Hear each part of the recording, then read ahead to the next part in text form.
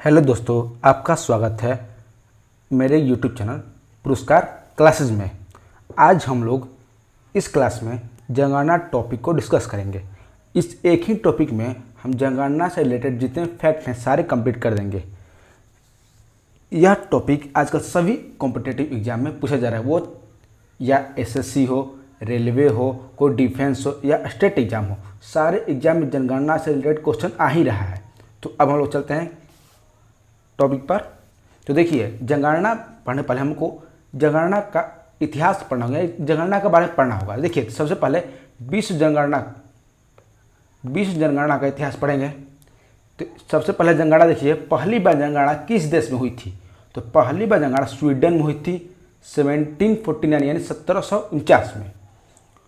और उसके बाद दशकीय जनगणना की शुरुआत किस देश में की और कब हुई? तो दशकीय जनगणना की शुरुआत अमेरिका ने की थी। कब की थी? 1790 में। और उसके बाद इंग्लैंड में जनगणना की शुरुआत 1801 में हुई। इंग्लैंड हमारे लिए इसलिए जरूरी है क्योंकि जब हमारे देश में पहली बार जनगणना हुई थी उस समय यहाँ का शासन इंग्लैंड ही एक तरह से था। वो विश्व इतिहास खत्म हुआ, विश्व इतिहास जनगणना खत्म हुआ। अब भारतीय जनगणना का इतिहास देखा जाए तो भारत में जनगणना की शुरुआत 1872 में लॉर्ड मेयो के शासनकाल में, और भारत नियमित जनगणना यानी हर 10 साल पर जनगणना की जाए उसकी शुरुआत 1881 में की। तो उस समय जनगणना जब 1881 में हुई उस समय गवर्नर जनरल लॉर्ड रिपन थे और जनगणना आयुक्त डब्ल्यू प्लोडेन थे। भारत के जनगणना इतिहास में 1921 ईस्वी को भारत महान विभाजन की संज्ञा दी जाती है। 1911 से 21 ईस्वी के दौरान भारत की जनसंख्या दशकीय वृद्धि ऋणात्मक थी। कितना थी? -0.31% हो गई थी। इसके फलस्वरूप भारत की जनसंख्या 77 लाख की कमी हो गई थी। कब हुई थी? 1911 से 1921 ईस्वी के दौरान। इसलिए 1921 को महाविभाजन वर्ष की संज्ञा दी जाती है। भारत की जनसंख्या में सर्वाधिक औसत वार्षिक वृद्धि दर 1961 से 1971 के दौरान दर्ज की गई थी। राष्ट्रीय जनसंख्या नीति 2000 ईस्वी के अनुसार 2045 ईस्वी प्राप्त जनसंख्या स्थिरांक प्राप्त करने का लक्ष्य है, जो कि अब बढ़कर 2070 हो गया है। अब देखिए, हम लोग विश्व इतिहास जनगणना पढ़ लिए हैं और भारत के जनगणना का इतिहास पढ़ लिए हैं। अब जनगणना 2011 पढ़ेंगे, क्योंकि जो सारे एग्जाम में लगभग जनगणना 2011 से ही रिलेटेड क्वेश्चन आ रहा है, क्योंकि 2021 और जनगणना अभी हुई नहीं है, इसलिए जनगणना 2011 वाला ही सारे एग्जाम में आ रहे हैं। तो 2011 की जनगणना यानी 15वीं जनगणना थी और स्वतंत्र भारत की 7वीं जनगणना थी। जनगणना की शुरुआत जो 2011 वाली हुई थी उसकी शुरुआत 1 अप्रैल 2010 ईस्वी को हुई थी। जनगणना 2011 ईस्वी का शुभांकर प्रगणक शिक्षक थी और तथा इसका आदर्श वाक्य हमारी जनगणना हमारा भविष्य था। 2011 की जनगणना के अनुसार भारत की कुल जनसंख्या 121 करोड़ 8,54,977 है, जिसमें 62 करोड़ 32,70,258 पुरुष है, जो कि 51.47% है, एवं 58 करोड़ 75,84,719 महिलाएं थी, जो कि 48.53% महिलाएं थी।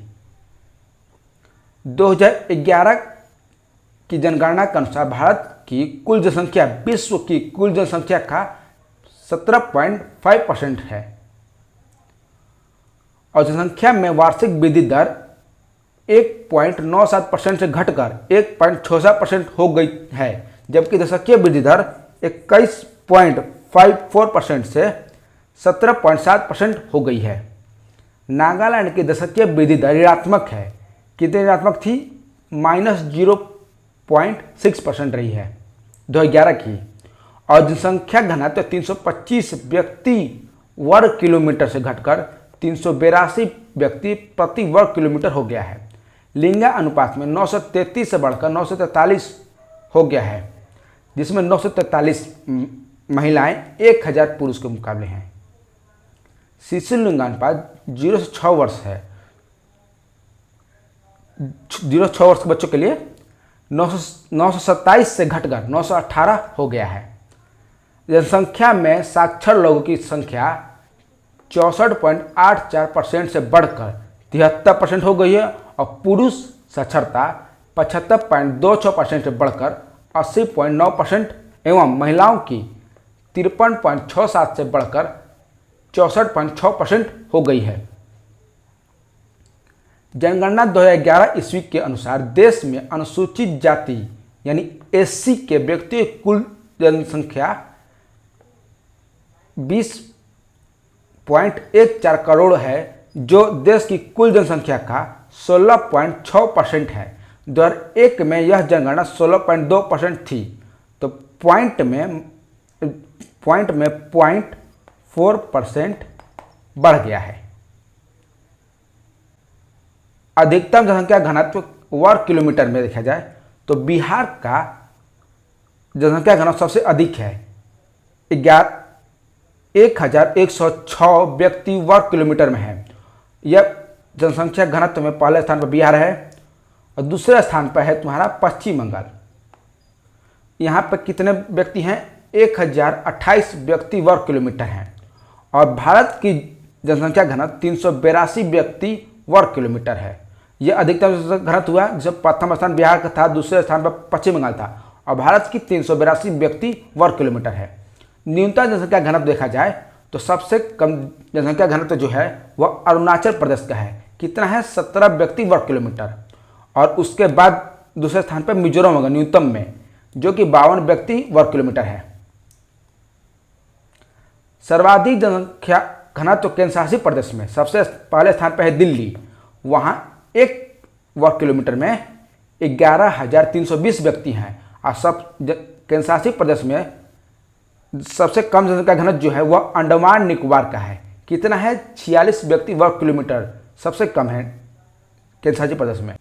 अधिकतम लिंगानुपात वाले राज्य में केरल जो प्रथम स्थान पे है, वहाँ 1000 महिलाओं 1000 पुरुष पर 1084 महिलाएं हैं और तमिलनाडु में 1000 पुरुष पर 995 महिलाएं हैं।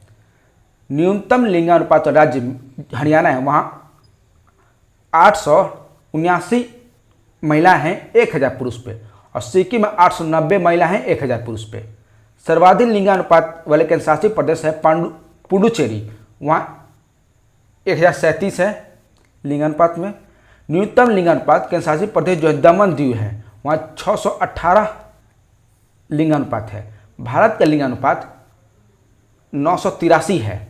सर्वाधिक साक्षरता दर जो है केरल राज्य का है 94% है और उसके बाद जो है मिजोरम का है 91.3% है। न्यूनतम साक्षरता दर बिहार है 61.8% है और यहाँ जनसंख्या घनत्व भी सबसे अधिक था। और अरुणाचल प्रदेश का दूसरे स्थान पर न्यूनतम साक्षरता दर में 65.4% है। सर्वाधिक साक्षरता वाला केंद्र शासित प्रदेश लक्षद्वीप है, वहाँ 91.8% है और न्यूनतम साक्षरता वाला केंद्र शासित प्रदेश दादर एवं नगर हवेली है 76.2%। दशकीय वृद्धि 2001 से 2011 के दौरान भारत की जनसंख्या की वृद्धि दर 17.7% रही है और 2011 की जनगणना के अनुसार देश की कुल जनसंख्या में नगरीय जनसंख्या 31.2% है, जबकि ग्रामीण जनसंख्या 68.8% है। सर्वाधिक जनसंख्या वाले राज्य जो हैं पहले स्थान पर है यूपी है, दूसरे स्थान पर महाराष्ट्र है। यूपी में 20 करोड़ जनसंख्या और महाराष्ट्र में 11 करोड़ जनसंख्या। न्यूनतम जनसंख्या वाले राज्य जो है सिक्किम है, वहाँ 6 लाख जनसंख्या है और मिजोरम में 10 लाख जनसंख्या। ये न्यूनतम जनसंख्या वाले राज्य थे। केंद्र शासित प्रदेश जो है सर्वाधिक जनसंख्या वाले राज्य जो है दिल्ली है, वहाँ 1.67 करोड़ है और न्यूनतम जनसंख्या वाले जो है लक्षद्वीप है, वहाँ 64,000 व्यक्ति हैं। अगर आपको ये वीडियो अच्छा लगा तो लाइक कीजिए, सब्सक्राइब भी कीजिए और जो भी टॉपिक स्टैटिस्टिक्स से रिलेटेड जो पढ़ना चाहते हैं वो कमेंट में पिन कर सकते हैं, हम उसको जल्द कवर करेंगे। और आपको ये वीडियो देखने के लिए थैंक यू। फिर मिलेंगे नए टॉपिक के साथ। धन्यवाद।